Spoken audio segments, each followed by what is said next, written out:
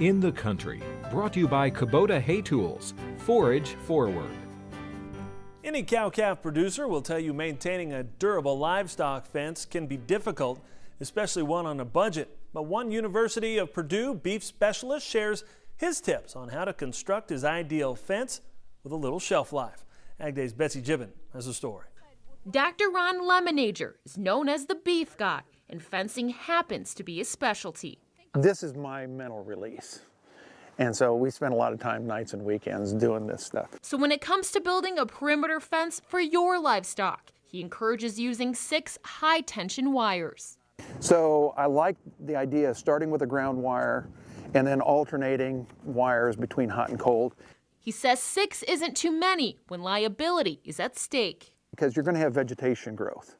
And that grass and those weeds that may grow, they're going to get wet from time to time, and they're going to sap electricity off of your system.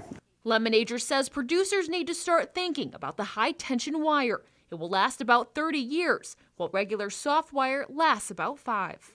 It's going to cost me about 2.25 cents per foot of wire in this situation, whereas if I put a woven wire with a barb on top, I'm going to have probably $1.80 a foot, woven wire, and then I've got the barbed wire on top of that. For his perimeter, he drives in all wooden posts. They last longer than steel, but for a subdivision fence, he goes a little more economical. When you're building high-tension fence, probably the most expensive piece of this is the post.